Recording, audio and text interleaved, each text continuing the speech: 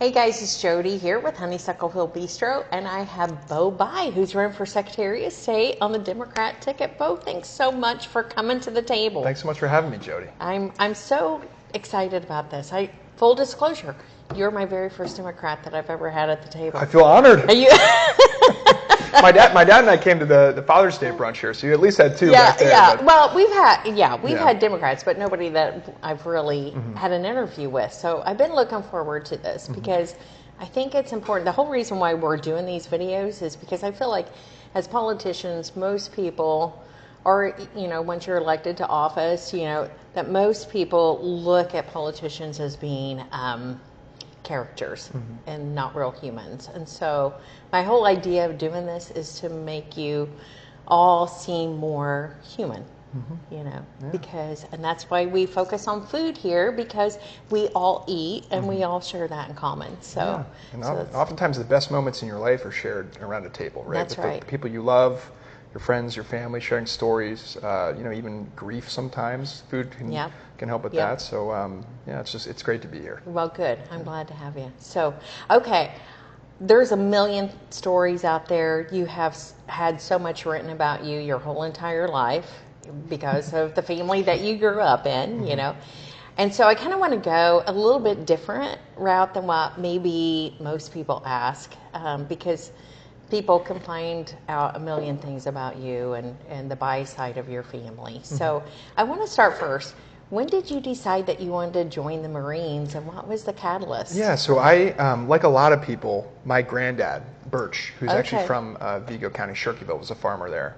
He was in the Army after World War II, and so I kind of grew up hearing stories about him executing the Marshall Plan in post-war Europe. Was devastated, and he brought some of his skills as a farmer, an Indiana farmer, to Germany and helped some of the people there grow their own crops and feed their families. And so he kind of told me those stories growing up about making an impact in the military. And I've been very lucky, Jodi, in my life. I've had many doors open to me, many blessings bestowed on me, and I feel like everyone has some obligation to give back to their country. I love my country, and there's many ways to serve, thankfully. The military is just one of them, but it's something that I kind of always thought about doing.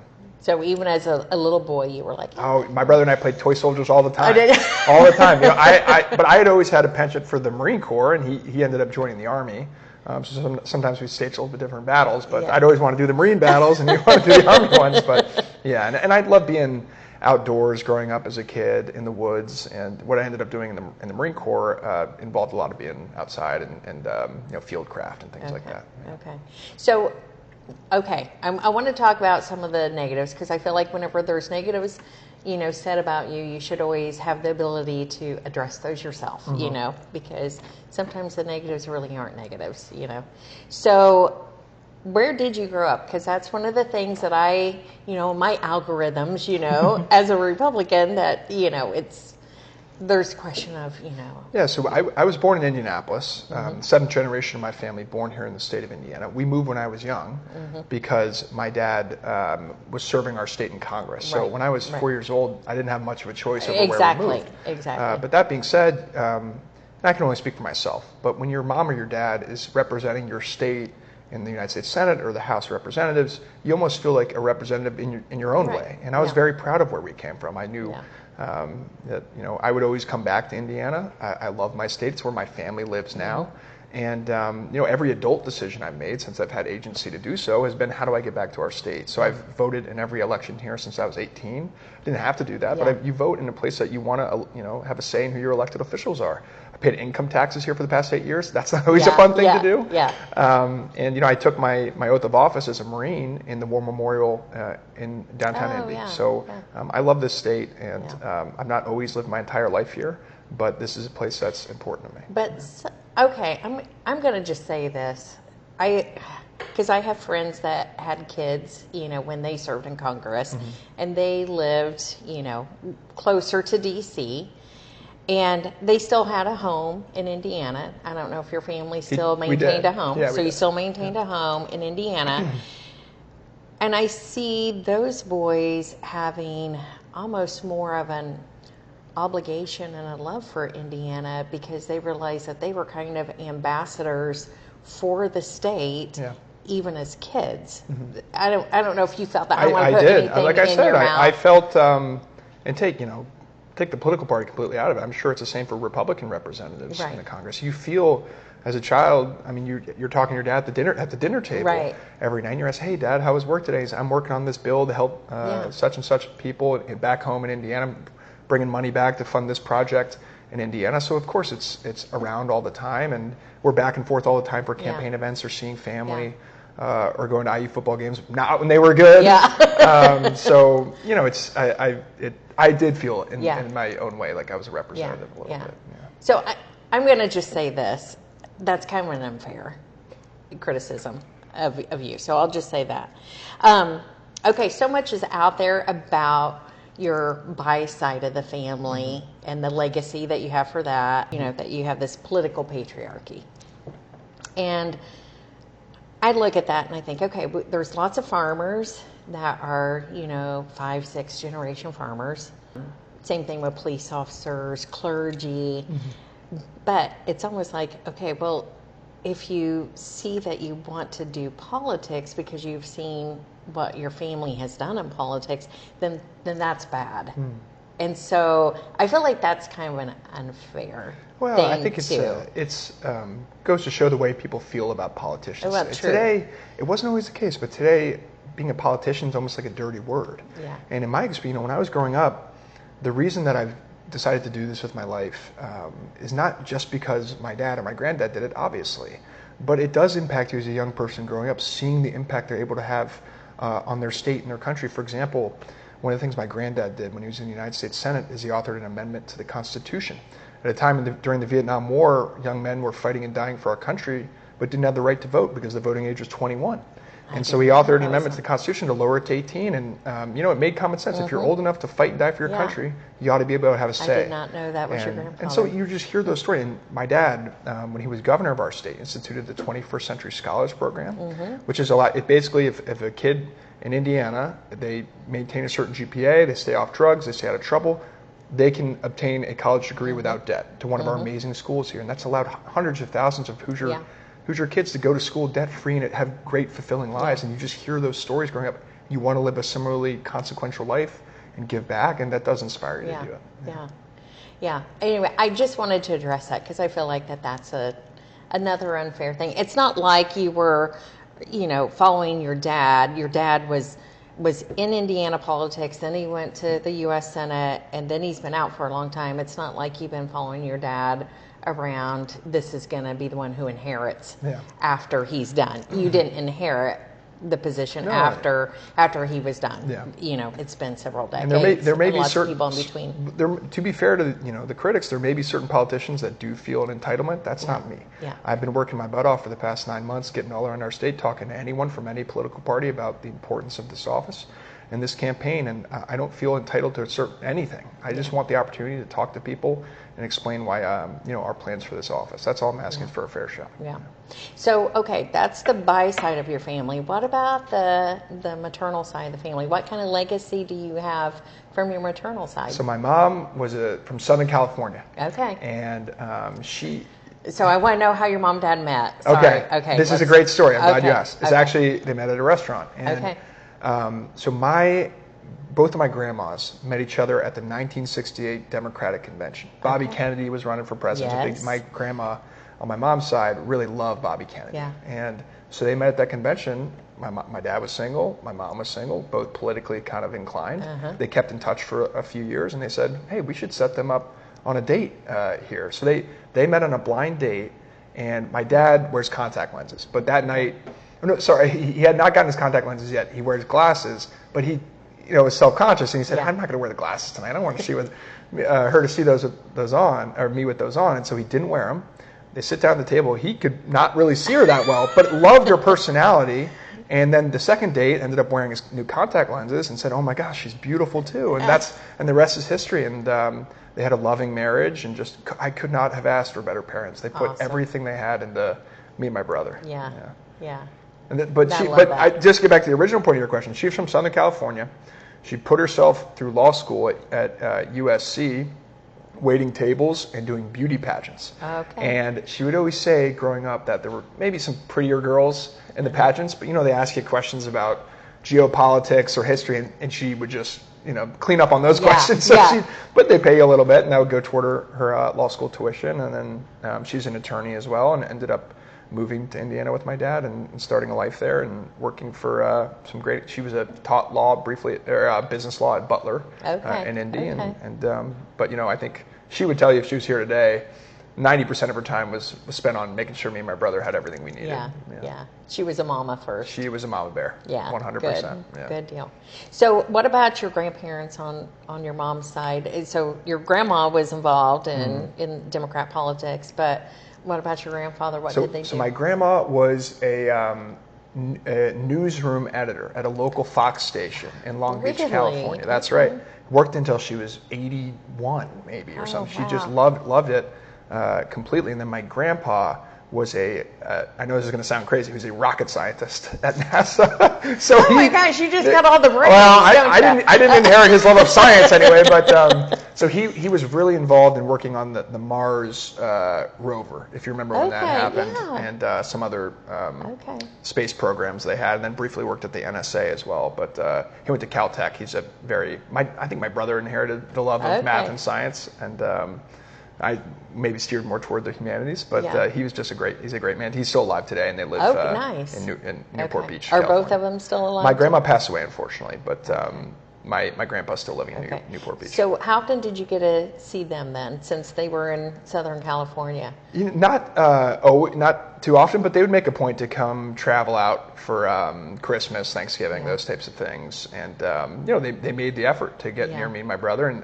my grandpa, he had an obsession with videotaping everything. I'm sure a lot of grandparents and parents do. Had to get everything on film. And so I remember growing up, this sticking out in my mind, him just carrying around this camera. He had one of these kind of bulky cameras. And do you know what his face looked like? Yeah, of course. But I remember, so my brother and I, we had joint birthday parties, obviously, we were twins. And so we had one year, we said, okay, we're going to get a lot of our friends together and go paintballing, okay? And so my grandpa said, okay, I'm going to be out there. So he's got the mask on, he's filming, he's getting shot.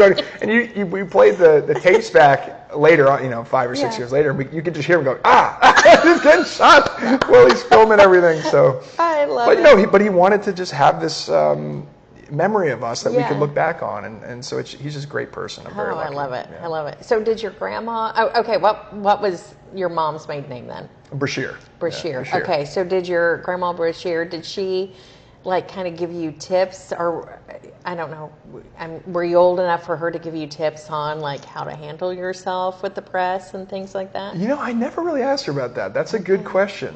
She, in a local Fox, they didn't do much politics. I think it was mostly local news stories, and to the extent they were doing politics, I think it was kind of not super in depth. But she was definitely politically minded. She knew it was important that people should involve themselves in politics and be aware of the issues and support people, because that makes an impact on your community and your state. And I'm very glad for that, because she's instilled the importance of that in me as well. And I think more than anything, she taught me how important a good work ethic was, because she had a great work ethic. She worked every day of her life until she was 80 years old. Wow, that is crazy. And saving up money and being very conscious with not spending too much and all that. Just good qualities to build as a young person. Good for her. Yeah. And then your grandpa Burge, how old were you when he passed away? So I was in the Marine Corps. I think I was about 25 or so. Okay. Yeah, so about 5 years ago. So he was probably pretty active in your life. I mean, you saw him on a more regular basis, I would assume. Okay. Yeah, I did, because he ended up retiring to Easton, Maryland. So when we were living in the D.C. area, that's a little closer to get to. But he made a big impact on my life as well, and just a great. So he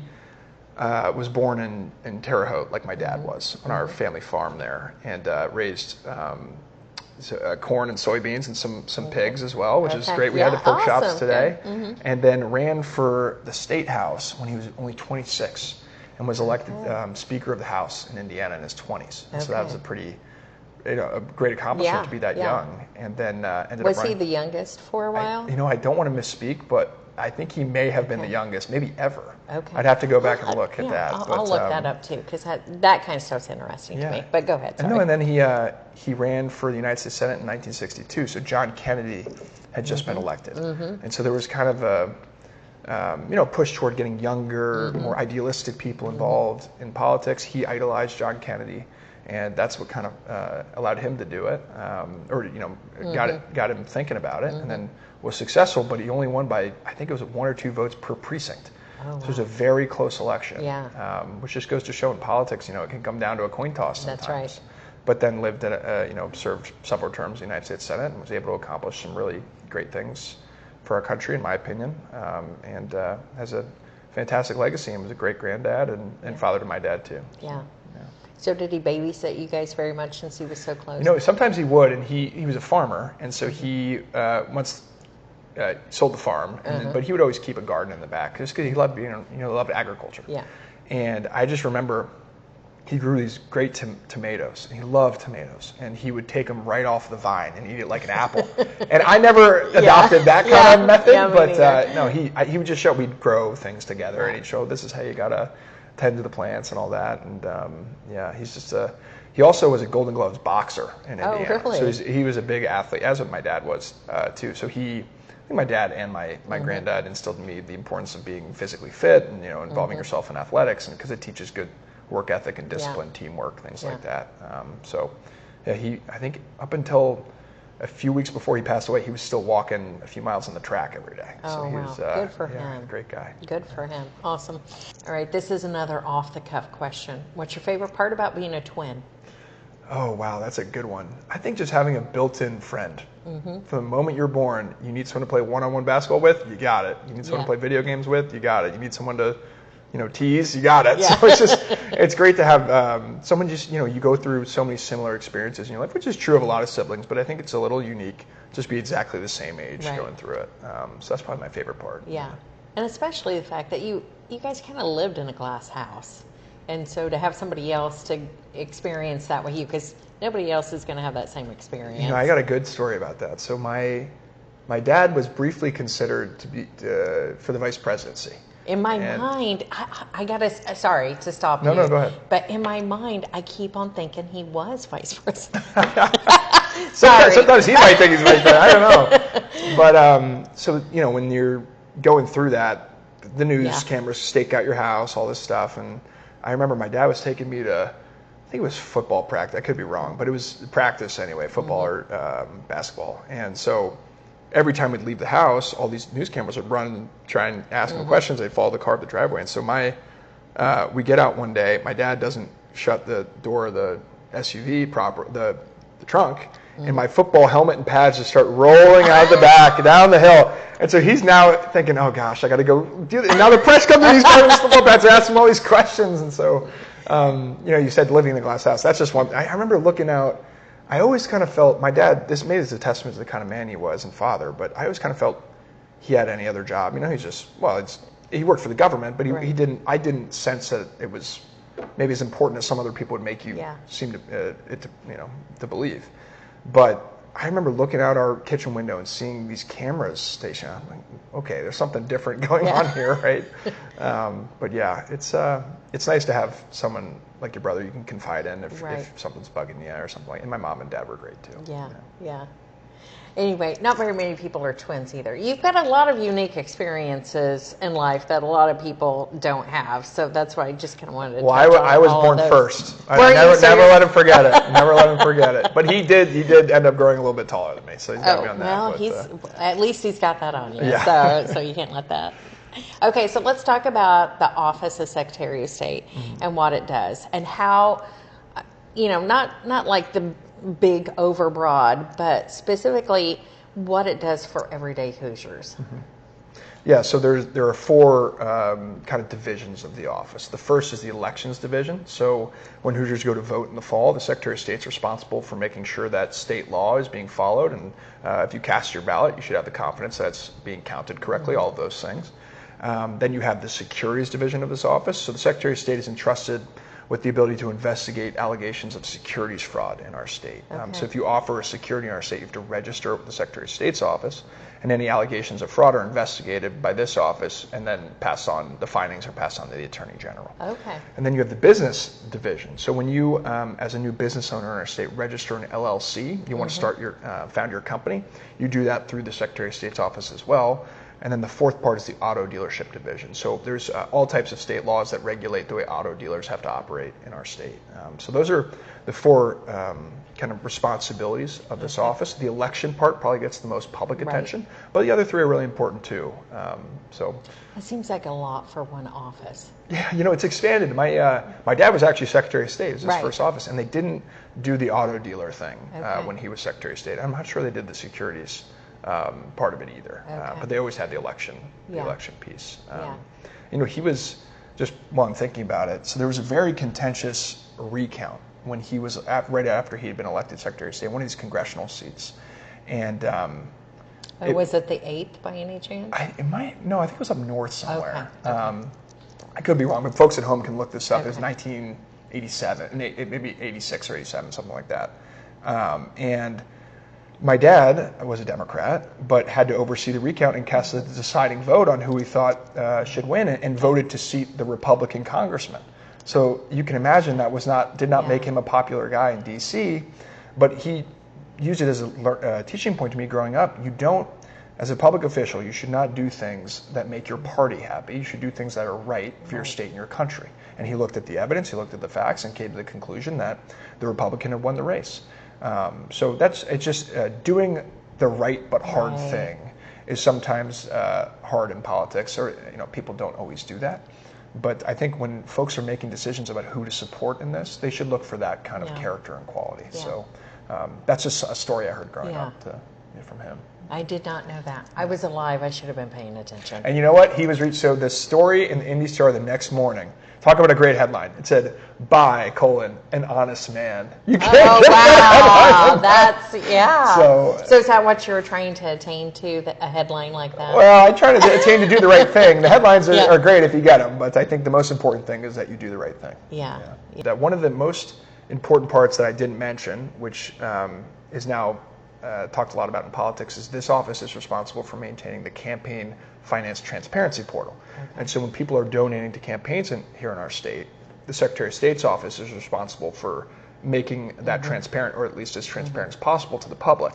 One of the big issues I have with the way the office is being run currently is if the viewers at home, try and go on this campaign finance portal, they almost make it as hard as possible by design to see who's funding whose campaign. And I would want this to operate just like the search engines that we use every day, Google or any of the other ones. You should be able to type in John Doe, and every campaign contribution for whatever office they're running for should immediately populate. It should be very intuitive. Right now, it's almost hard by design to find out who's funding whose campaign, which degrades trust in our public officials and in our politics generally, which I don't think is a good thing. Right. So is that just for federal and state office holders, or is that even local office holders? I believe it's local as well. Oh, nice. I believe it's local as well. Nice. So it's an important thing. We should all have transparency into who's funding whose campaign.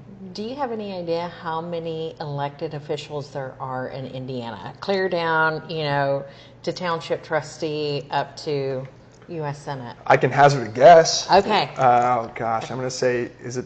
I don't know. So. Oh, you don't know? No, I don't know. All right. Yeah. Then what do you think? I should ask you. Gosh, I think it would be well over 60,000. 60,000. Okay. I was going to go a little lower, but. But I could be wrong. I'm just thinking about our county, like the townships. You've got your advisory boards. School boards, too. And school boards. You've got your council. Then all the towns and their councils and their mayors and their clerk treasurers. I don't know. Yeah. Now I I was going to go with a few thousand. That was going to be my guess, but I may be way under. But. I think, I like in our county, I think we have 11 townships. So that's 5 people in each township right there, and their advisory boards. Yep. Well, 4 people. And the county council is how big here? 7. 7. And then you have 3 commissioners in all but 2 counties. And then your mayors and your city councils and stuff. I think you got a bigger job than what you think. We can make a bet. Well, I do know for relevant to this job, there is a county clerk in every county, and the Secretary of State works very closely with the county clerks to certify election results and things like that. Right. So we have 92 county clerks, which is very important. Yeah. Awesome. Awesome. Do you think that there's more small businesses, and small businesses being not multi-million-dollar businesses or billion-dollar businesses in Indiana, that the Secretary of State's over than opposed to the multi-billion, million-dollar businesses? I'm sure there are more small businesses.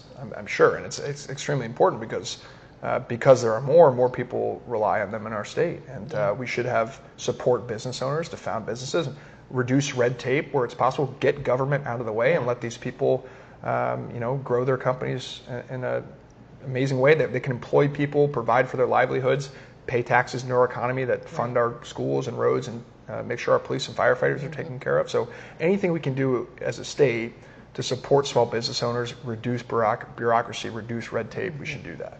So I'll tell you this, if you get in, one thing that I'm asking you to do as a small business owner, when we started the business 10 years ago, we didn't know about personal business property tax. Yeah. Now with the new SB1, we fall under where we're not obligated for that one because we don't make that much money.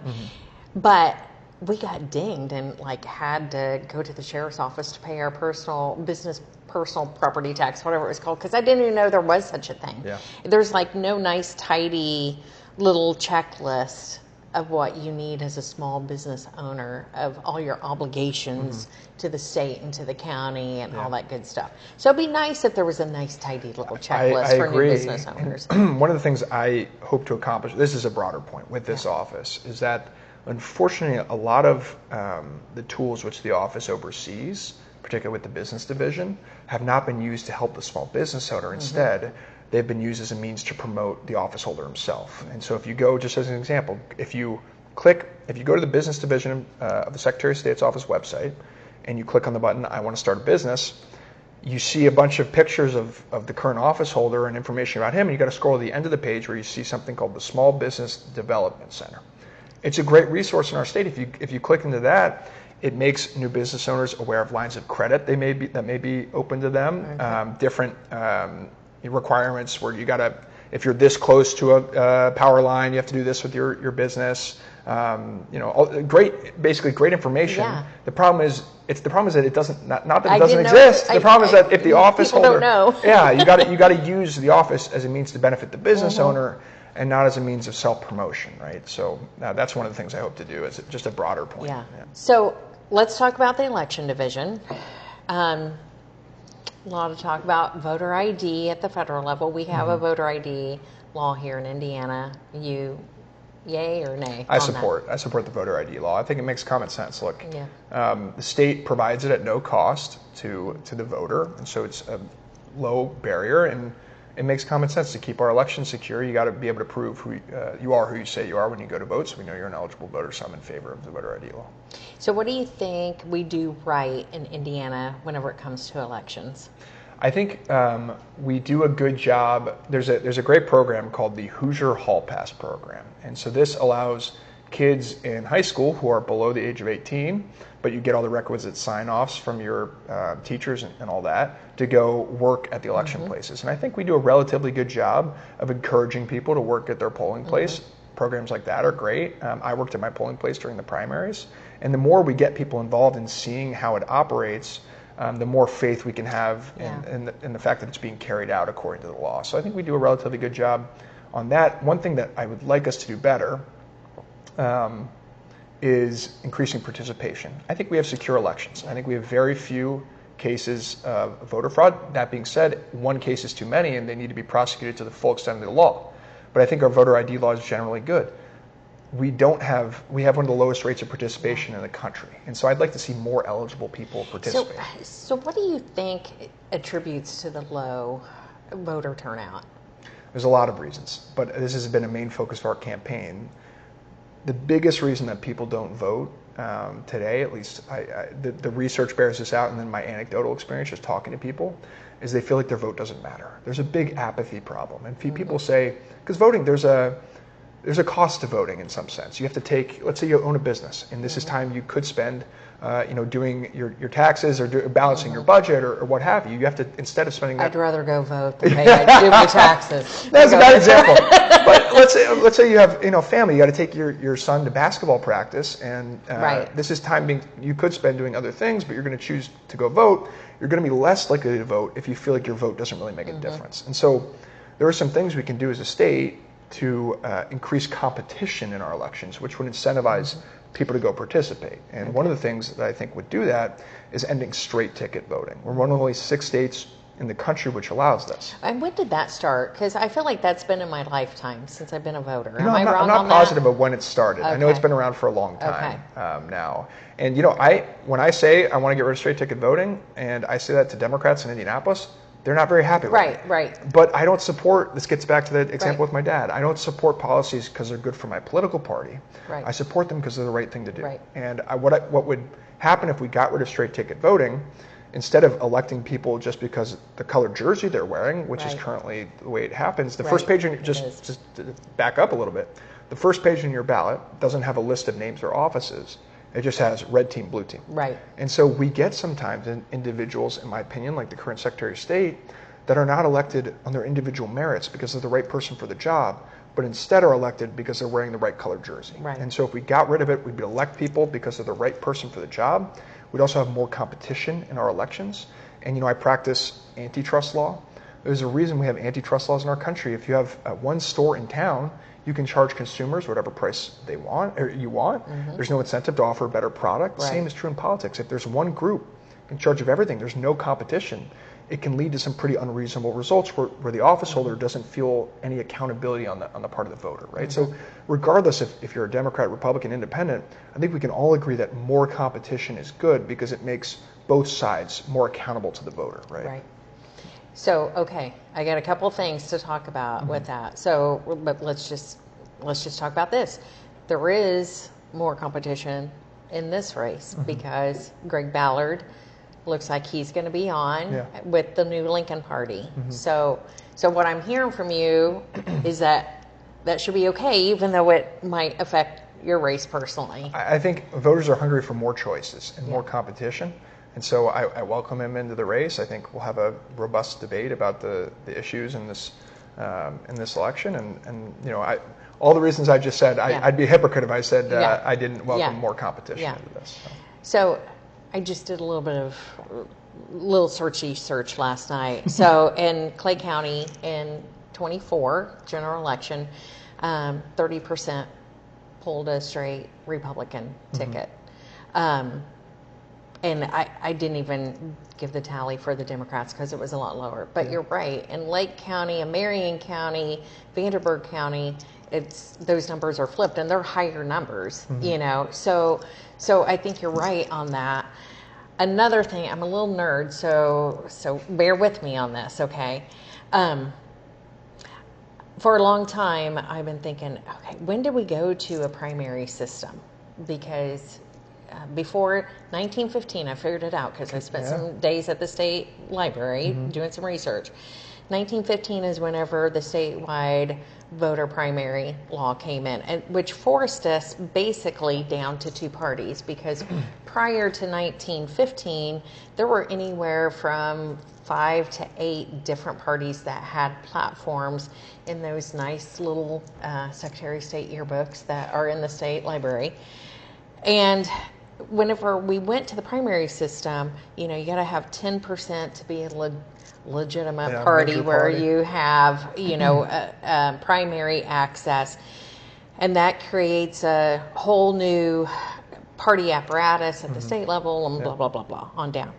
And so since some of these smaller faction parties never got to 10%, they just went into the 2 major parties.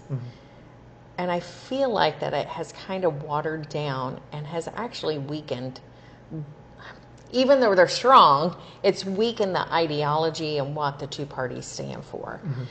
And so I see this on the Republican side, that there's like a vast array of different views of what it means to be a Republican.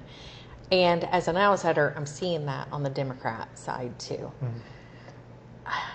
I don't think that the primary system really helped with that myself, because whenever you go back, I was just, before you got here, I just was going back to the, I think it was 1914 Socialist Party platform. Yeah. So much of what we have in law now today was what the socialists had in their platform 111 years ago, 12 years ago. I just don't think I'd love the primary system. Yeah, you know, it's I understand your concern, particularly when the taxpayer's funding it. Right. One of the big issues. Oh, go ahead, Jodi. Well, and now since you have to have 2 vote histories to be able to run as a candidate, and or get signed off by the county chairperson, which I know that this is getting in the weeds for a lot of people who don't really follow politics, but that knocks out 80% of Hoosiers from even being able to run. And the whole reason we went to the party system, or the primary system, was to do away with the party bosses at the local level, and we've just gone back to that. Yeah. So one of the big issues in this campaign that differentiates me from my opponent, or at least one of my opponents, is he wants to close the primary system. Now here in Indiana, we have an open primary system. And for the reasons you just mentioned, I'm in favor of keeping it open, because the biggest block of voters in our state is not Democrats or Republicans. It's independents by a wide margin. And so if you close the primary system, you force people to register with a political party in order to vote in the primary. And I don't want to force that big group of people to affiliate with a party they don't agree with. Our participation is already so low in our state. It would be driven even lower if you create an additional hurdle like that. And the taxpayers funding it. If everyone pays our hard-earned tax dollars into the government to fund the system, private clubs shouldn't be able to close it off, themselves, right? I know that George Washington warned against political parties. His inaugural address. Yeah, and I'm like, we're going so far away from that, and I understand you're going to have ideologies. I get that. But I feel like that there's a better way to identify your ideology and still have it be fair and open to the populace. And to me, I think that that's a big reason why there's voter apathy. In Clay County, I think it was in, I can't remember the year, but it was before the primary law. There were 7,600 registered voters. We had 35,000 residents in Clay County. But this was before women had the right to vote. This was before your grandfather's bill, so you had to be 21 and a male to be able to vote. So there were 7,600 voters in Clay County, registered voters. You want to guess how many people actually voted? And like I said, it was between 1908 and 1914. 7,600 voters. 7,600 registered voters. I would say 700, 800. 7,300. There were. Okay. So it's gone down. It's gone down. Good. Voter participation of registered voters has gone down, even though our voter registration has gone up. And so I'm like, what changed? And I think I do think it was the primary law. I think you're right that the more the primary law competition. And I think I hear this all the time. I vote for these people, and my life doesn't change, right? And I think a big driving force behind that attitude, which is not unfair to some extent, is that sometimes people in Washington, D.C. and Indianapolis are unwilling to work with anyone they don't agree with on every issue, right? And so I think our politics should operate just the way families operate or businesses. I mean, rarely in life are you going to be getting 100% of your way all of the time. You have to form compromise sometimes. And we shouldn't look at that like you're somehow a traitor or you're weak.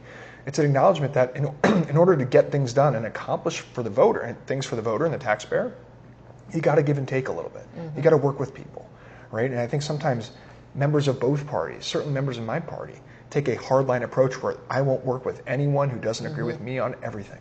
That's not what we should do, right? Because then people say, nothing ever gets done. No one ever improves my life, and so why would I go vote if they're all the same? You know? So. Yeah.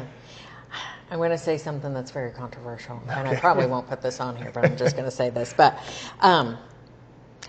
Also in the early 1900s, that was before public schools were consolidated and there were high schools and stuff. And whenever that happened, that's whenever sports became part of the high school experience. And I think the last 100 years, we have gotten into such a team mentality as a society, and that has transferred over into our politics. And I don't think politics was ever meant to be, like you said, red team, blue team, green team, orange team. I don't care. I think it was supposed to be about people and the ideas and not about the teams. And I feel like that our obsession with sports has just kind of watered down and came into our politics. Yeah, you too. remember, and I was just thinking while you're talking, it's an interesting point. And I was thinking, it reminded me of a great book by this guy named Robert Putnam. It's called Bowling Alone. And so Judah gave me that book. I haven't read it. Yeah, I need to do it. It basically tracks kind of the decline in American participation in civic life according to the equal decline in the prevalence of bowling leagues. And other organizations like the Lions Club and the American Legion and unions, and people don't join these organizations as much as they used to. And so it's basically, the argument is that when people of opposing viewpoints or opposing backgrounds don't get together as much, then they're more likely to view people they don't agree with as the enemy or as different. But in our country, we've had, at least up until the recent moment, we've had these big experiences. Think about the Second World War, or the First World War, which is closer to the time period you were talking about, where you're in a foxhole with somebody and you're not talking about politics, right? There are bigger experiences that bonded Americans together around our love of country, our love of everything that makes our country great. And that was more important than any of these little political differences that we may have had. And so as those experiences have become less and less common, only 1% of the country serves in the military today. Then Robert Putnam's argument is that our civic, the fabric of our civic society, civil society is degraded as well. I don't want to spoil the book for you. Now I want to go. I'm going to start it tonight. So, okay, we'll do some rapid fire, but I don't talk fast, so it won't be very rapid. Okay. Oh well, no. I want to ask one more question though. Okay. So, this is July when we're filming this. November is the election. Between now and then, there's going to be a lot of mudslinging going on. So you're too young to remember Cowboy Bob, but Cowboy Bob used to be a cartoon show that was on after school out of Indianapolis, and he would always say, "If you can't say anything nice, don't say anything at all." So we're gonna take on that philosopher Cowboy Bob, Indiana philosopher Cowboy Bob. And I want you to just say one thing that you admire about Lincoln Party candidate Greg Ballard, and then one thing that you admire about Republican candidate Max Engling, and one thing that you admire about Libertarian candidate Lori Schillings. Great. So Greg Ballard is a Marine as well. And so, of course, I think very highly of his service to our country. I thank him for that, and proud to be his Marine brother, and also his legacy of service to the city of Indianapolis, the city I was born in. Max Engling is a Christian. My Christian faith is very important to me. We have that in common. He seems to love his family very much. I'd love to see that. He seems to be a great father. And Lori, I was with the other day. We were with her in, where were we? In Putnam County? Centerville? Yeah. Or in Wayne County, excuse me. And she just said, you know what? You want to know about Lori Schillings? So hot as heck out. I was dumb, didn't bring any water. I walked by, she goes, "Do you want a water?" I said, "Thank you so much, Lori." Of course I do. She was a very generous person, a kind person, and looking forward to getting all around the state with those other three. Awesome. Okay, so now we'll do rapid fire. Okay, whenever you're listening to stuff, is it podcast music or audiobook? It's a little bit of both. I like to listen to some audiobooks, especially when I'm a big runner, and so when I'm on long runs, the way I kind of get through it, take my mind off of it, as I listen to an audiobook typically. Okay. But music too for sure. So what book has impacted you the most? And you can't say the Bible. Okay. the Bible probably number one, but there's a great book it's supposedly by John Kennedy, but it's really ghostwritten in large part for him, called Profiles in Courage. And if you haven't read this, and if the audience hasn't read this, it's an easy read, only 300 or 400 pages, very simple to read. And it's each chapter chronicles a moment in American politics where someone had to make a hard but right decision that costs them dearly politically. So basically ruining your career, but doing the right thing for your country. And so it basically tracks from the founding of our country through when it was published, moments like that. And so I think anyone who's interested in getting involved in politics should take a read through that and ask yourself, am I willing to do this as well? Nice. Okay. All right. What's on your playlist? My playlist? So I'm my mother's son, so she was big, and my dad too. Classic rock. Love the Eagles. The Eagles. The Allman Brothers, Rolling Stones, kind of classic rock. John Mellencamp, obviously. I like more of today's country music. So Tyler Childers is a favorite artist of mine. Charles Wesley Godwin is a favorite artist of mine. I like Johnny Cash too, outlaw country. I love country music. Awesome. Okay. Who has inspired you the most? Okay, and I know the default will be your parents. Yeah. But outside of them, well, that should be a gimme, just like the Bible should be your favorite. Of course.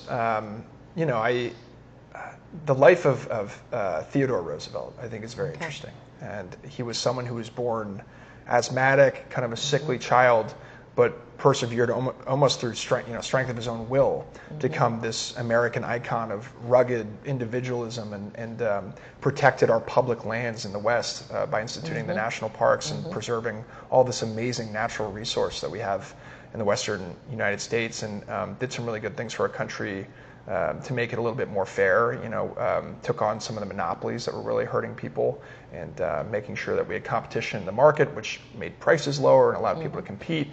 Sticking up for people's rights in the workplace, ability to have a livable wage, safe working conditions, ability to join a union, all those things. So I think he's someone that sticks out. And anyone who's interested, he has one of the greatest speeches of all time, the Man in the Arena speech, and it's a very, very good read. Okay. What's the basis of your worldview? The basis of my worldview? I'd say my faith. We as Christians follow the teachings of Jesus Christ, and Jesus Christ, the Jesus Christ that I met when I was growing up in religious school taught me to care for people who were struggling, and treat your neighbor with empathy, even when you really don't want to. Love thy neighbor, love thy enemy. And so that's foundational in my worldview, that we all, regardless of where we come from, have an obligation to serve our fellow man and try and make our world a better place. Awesome. So what's your life's motto? Life's motto? Oh, there's Carpe Diem's a good one. I know it's kind of cliche, but seize the day. And I've just been given so many great blessings and opportunities that I wake up every morning and I try and say, how can I accomplish the mission of today? And think about a little bit about my mom when I do that, because that's the kind of attitude that she had too. Nice. It's just make the most of every moment, because you don't know how much time you have left on this earth here. Nice. So, okay, let's go in the future. You're 30. Let's go in the future 60 years. Let's say, Hopefully I'm still around. Well, you're going to pass away at some point in time. Yeah. This is where we're going here. So, what do you want your eulogy to be like? What do you want people to say about you? What do you want to be known for? I'd love to be known as someone who committed his life to serving his country and his state and his community, and making it a place where hopefully my children, they can inherit a better place than I did when I was young.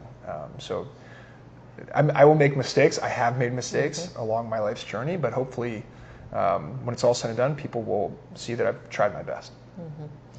Beau Bayh, thanks so much for coming. You could have been a million places today, and thanks for coming to the table. I'm glad I'm right here. All right. And we'll make your mom. What is it that we're making? The pork chops and applesauce. Yep. Yeah. And that was your mom's recipe? Every Sunday we used to have that. Okay. Yeah. All right. So join us in the kitchen. All right. So Beau, we're gonna do this. Let's do it. We're gonna try to mimic your mom's apples and pork chops, or pork chops and apples. That's right. Okay. Yeah. And there's not a recipe, so we're kind of flying on our own. She'd be very happy we're doing that. Okay. Good. Go with the flow. So we're really living out her spirit here. Okay. Perfect. Because I've never made this before, and you haven't either. So we're learning together here. I've just enjoyed it a little bit. Not been in the kitchen much, but. Okay. So this is our bacon grease bucket here at the Bee-stro. Yeah. We're serious about bacon grease. Some people, like petroleum oil or whatever. We like lard around here, bacon grease. So anyway, so we're going to just start some of that. I'm going to have you start with apples. And let me ask you this question. Did your mom? Go ahead. Go ahead. You can start. And I've got a knife there. Okay. And then we can sharpen the knives just a little bit, just to make sure. That one feels good. And you just want these in normal slices here? Yeah. Do you remember, did your mom have skins on You know what? I think apples? she did. Yeah. I think she did. Yeah. We're going to go with that because I feel like that's easier right. too. Yeah. And that just feels right. Yeah. So anyway, now I will tell you, I tried to get Indiana apples, but it's just a little too early. I went to Anderson Orchard. They had some Indiana apples, but Is that local here? It's in Mooresville. Okay. So you should stop by because Home they're of the great. state flag, Mooresville. Really? Yeah. I did not know that. I see that every time. You know, I used to live in Bloomington, and I'd drive back to Indy, and I'd always pass through Mooresville, and I'd see that little sign, and think to myself, that's pretty cool. Yeah, that is cool. How long ago was that? Do you know that? Now I got to quiz you. When the state flag, the state was founded in 1816, right? And so I assume that, I don't know for sure, but I assume the flag was adopted shortly after that. But I think we got one of the best state flags. I know I'm a little biased. Well, I like the buffalo on it. The buffalo, yeah. Well, that's the seal where the buffalo's jumping over the. Yeah. Oh, yeah. That's the seal. But that's very cool too. See, you can tell that you're way more into state government than what I am. Okay. Can we keep going here? Yeah. Let's do. The recipe that I have says 2, but I think they're a little small. So let's at least go 3. Is what I'm thinking. Okay. So the apples, I went ahead because they do have apples at Anderson. However, they were still a little soft. I mean, not soft. I mean, they were a softer apple, so it kind of broke down, didn't hold its shape once it cooked. But I did soak these pork chops in apple cider, not apple cider vinegar, but apple cider. And the apple cider is from Anderson Orchard. Great. So we're going to make noise and probably a mess, but that's okay. That's good. Hot pan. That's a good sign. Yeah. At least it sounds like we're doing something anyway. It smells great too already. Okay. Now we're going to do something else that's Indiana. Okay. This is Shoops. Have you heard of Shoops? I have. Of course I have. Okay. So we're going to, we have turned Shoops a noun into a verb around here. So we're going to Shoops it. We're going to Shoops it, okay? So the Shoops people should really like that, right? So we're going to just sprinkle that on. And these are going to cook. We kind of want to cook them through, but not all the way. Yeah. I'll give you a quiz. Do you know what the internal temperature of pork is supposed to be? I don't even want to guess. Okay. All right. Because we don't want to kill anybody. So it cooks a little bit when you take it out? Is that right? Is that why you leave it? So we're going to do 2 cooks here because we're going to cook it most of the way through. And then we're going to add the apples in and onions. And we're going to let them cook and get a little tender. And then we're going to add the pork back in. Gotcha. But the finished temperature on pork is supposed to be 155. 155. Okay. So. And that gets it where it's still moist, but safety. Yes. Okay. Yes. Gotcha. Yeah. Because we're not into killing anybody. Hey, I think that's a good place to be. That's rule number 1. Is this good on apples, or do you want me to do one more? I think that's great. Okay. So walk me through why you decided to use lard and not the alternative. Okay. So we switched to lard. I think it was last year, whenever RKJ. Yeah. Started talking the beef tallow and everything. And we use lard because Andy had the alpha-gal from the tick. Yeah. But just this last few months, he's starting to eat beef again and he's not having issues. Fantastic. I know. Sure, Andy's a happy man. Exactly. Because, it's been over, 2007 was when we figured out that he had it. So, that's, almost 20 years of having it. But anyway, that's why we decided to do lard. So when you have a breaded tenderloin here or French fries or anything like that, it's with the lard. Okay. But we use bacon grease for this just because bacon grease is, has a lot more flavor to it. Amazing. So you can tell that my burner's a little small here because this one's a little bit darker. And Andy's the camera operator today. So Andy, if you wanted to pop in, he's afraid to move the camera. I know what he's thinking. And we're going to go ahead and I'm going to let you shoot. So the shoots? You get to do the shoots. You're bourbon, the shoot. This is a moment of placing a lot of faith in me here. You can't really screw it up. Yeah, you can't go too heavy on the soup. Yeah, you can't go. Yeah. How's that? That's great. Perfect. So, all right. So what we're doing, we're going to just brown this side. Hopefully, we get to that point where we can be like around 120 or so we don't have so much time to cook on the second cook. So what's a good food memory that you have? I know that we're making something that your mom made a lot. So I would always remember we had a grill in my backyard growing up. Yeah. And so on summer nights, my dad was not a cook by any means. Yeah. But was he a griller? He was a griller. So occasionally on summer nights he would go, but we get some burgers and hot dogs, and we go grill out. Yeah. And when I was a kid, he'd let me, rotate the burgers and things like that. So that was a fun memory growing up with him. My mom enjoyed the night off from cooking. Yeah. And we'd watch a ball game or something, a baseball game or something like that in the summer. So that's a good memory. With my brother too. So, yeah. A lot of good memories around food. It's something that brings everybody together. Exactly. And everybody has a food memory. Yeah. Everybody has like their favorite. I'm going to flip that over. Everybody has, kind of their birthday meal. Now you're twins, so you had to share your birthday and your birthday meal. So how'd you guys work that out? We just ate the same thing. We like a lot of the same things, so it wasn't too hard of a trade-off. We kind of wore all the same clothes, ate all the same things, played the same sports for the most part. That's good. Which that was made it easier on your for mom my mom. and dad. I don't know if it was us naturally liking all the same stuff, or was my mom kind of guiding us? She said, "I want to make one purchase on clothes and not go everywhere to find all this random stuff." But, you know what? I think you got your mom figured out because looky, that one we're up higher. You can tell where we're over the flame out. Okay, we're going to pause this for a second. We're going to pull these out, and then we're going to add the apples in. Great. Okay, so we're going to add in. We got some small onions. And then you get to do your apples. You get to add in your apples, Beau. I'm going to turn this down a little bit because we don't want all that. You let me know when. They're good to go? You're good.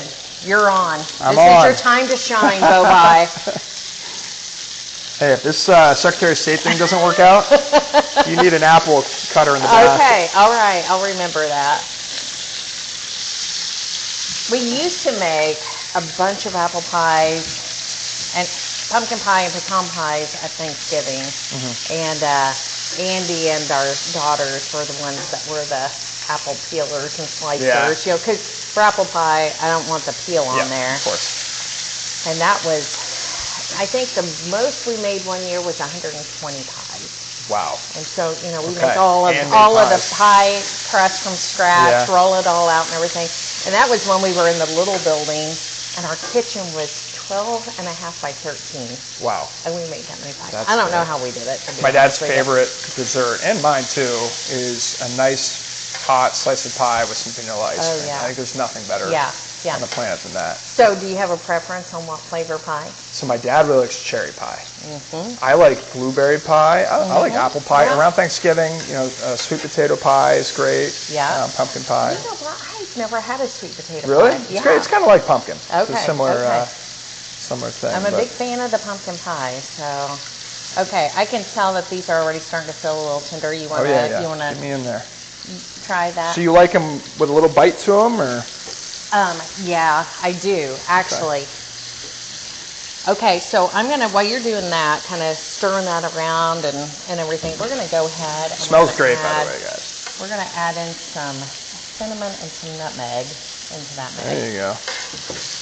And we're going to add a little bit of rosemary to that mix. I see the rosemary, and I remember that my mom used that as well. Yay! Okay, so we're not too far off. No. We've got apples, and we've got pork chops, and we've got rosemary. we know we're there, at least on those things. Okay, and I'm going to add in 3/4 of a cup of the apple cider, and we already have. I already had in here 3/4 of a cup of chicken stock. Great. And I'm adding in a little bit of flour because we're going to just thicken this up a little bit. Yep. And give that a little whisk. And hopefully we'll get all of the flour knots out of there. Oh yeah, that's looking good. All right. All right, hit it. Hopefully this won't splash us too much. There we go. Look at you. So you're single, so now all the girls know that you can cook. You know what? I'll tell you a funny story. So we were in Princeton, Indiana, Gibson County. Yep. And I was holding a town hall, and you take questions from the audience, and so this older woman raises her hand. She's probably 80 years old, and she says, "Are you single?"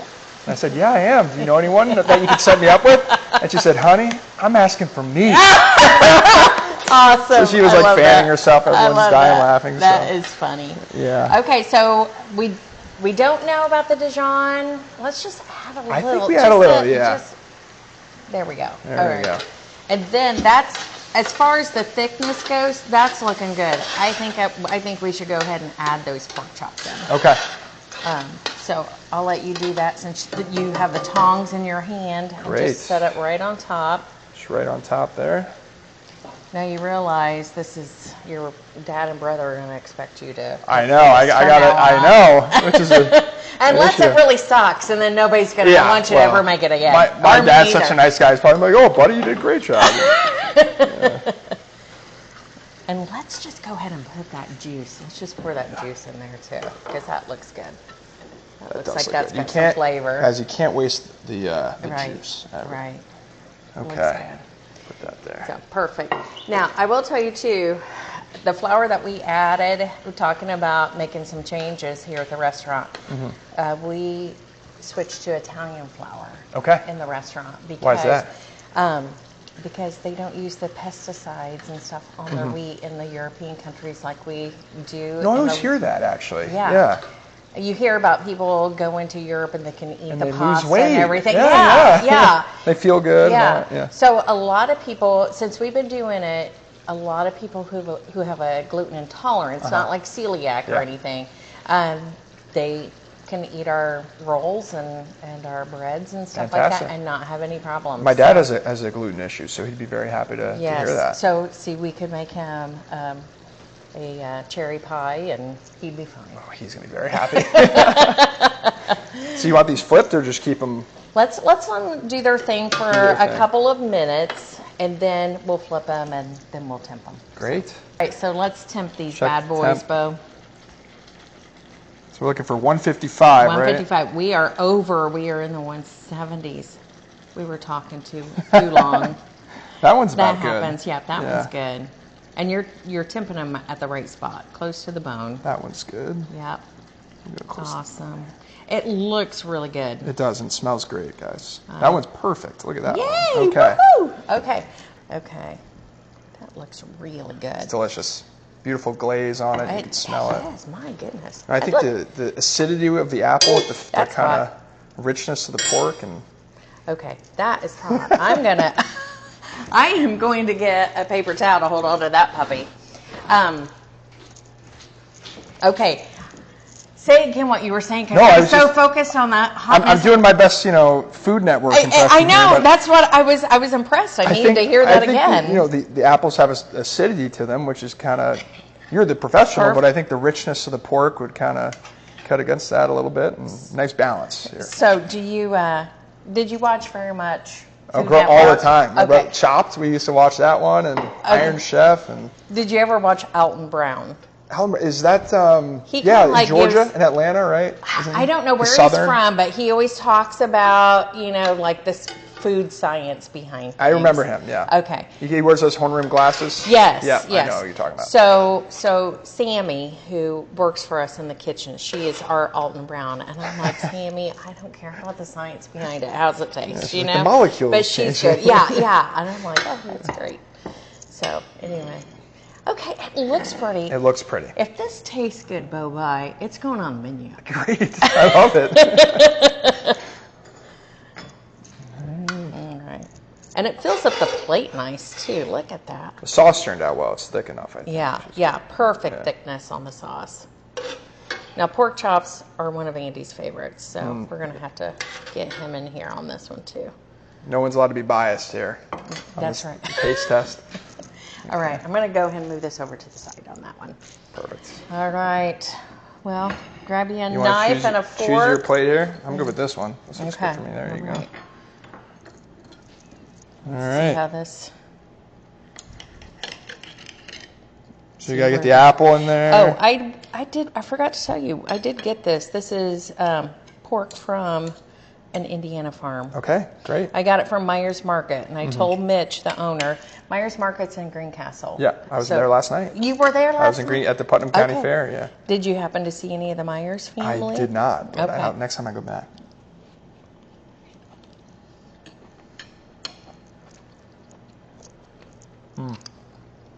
That's good. Yeah. Good flavor. You know, I like having the skin on the apple, I think. It's nice. And the apple has a good bite to it. I think if you overcooked it, it'd be a little mushy. Pork is tender. It's not too dry. Perfect. You've outdone yourself. No, you have. Beau Bayh, thanks for coming and cooking with me. Thank you so thank much. you for sharing this recipe. Awesome. And I will give it to you so you'll have it now. Great. Awesome. Thank you. This is Jodi and Andy are the best. Please come visit them here at the Honeysuckle Hill Bee-stro. I'm Beau. I'm running for Secretary of State, and so that's a very important job here in our state. You're the chief election officer of our state, so when people participate in our democratic process, we ought to have someone in charge of this. It's going to keep things above board, only legal people voting, and make sure that those who are eligible can do so. So I appreciate it. Check out our website. It's beaubayh.com. Don't ask me to cook for you, though. I'm probably not good at that. And looking forward to meeting everyone on the campaign trail.